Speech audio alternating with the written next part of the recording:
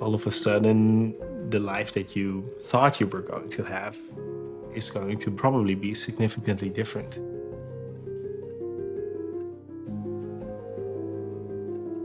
If you're called to do this, you have to accept that your child may not benefit from the work that you do.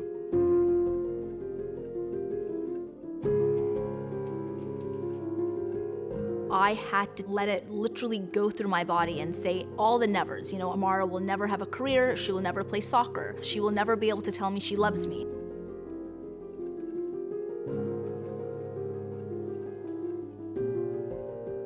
If I could halt the progression of my disease and stay right here forever, I would not utter one complaint ever in my life.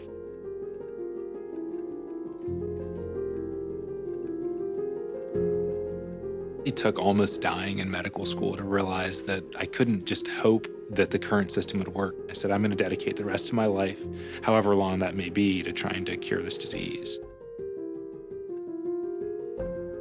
Every seizure feels like it's a lifetime. We're veterans at this point. In 25 years, we've seen over 40,000 seizures just in this kid.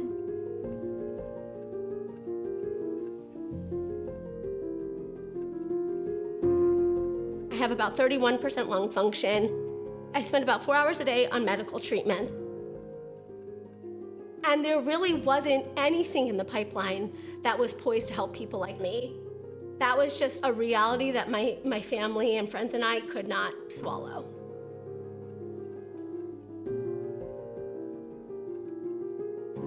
I started having really severe multi-organ failure where my family actually called in a priest to administer my last rites.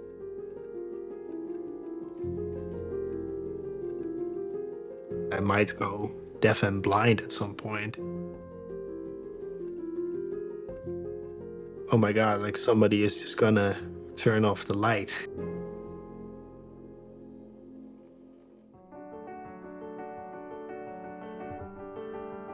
We're at the cutting edge of science. The patient community is pushing the boundaries.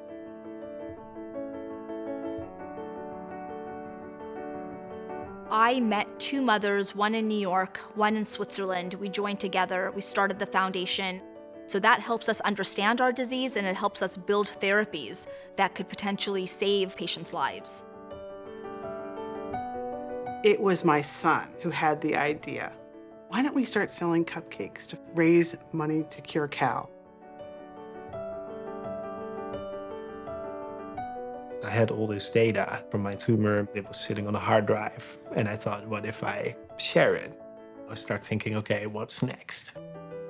Now I work directly with patients and communities to access their medical data, so they are holding the key. You know, as a patient, you don't realize the assets that you can bring to a situation.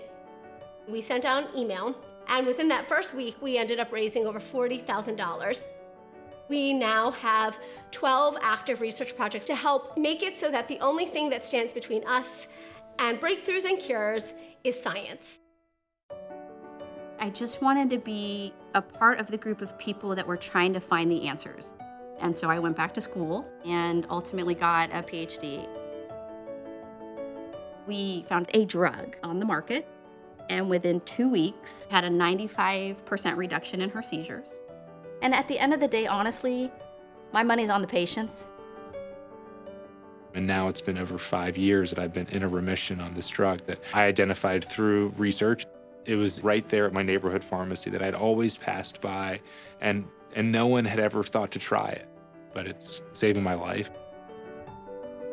I called Cal's doctors, and she said to me, I know what you should do with the cupcake money. You need to help the families get to the gene therapy trial. And that was what we started to do. We're not going to be able to save Cal, but we're going to have a front row seat to the biggest medical breakthrough in a generation.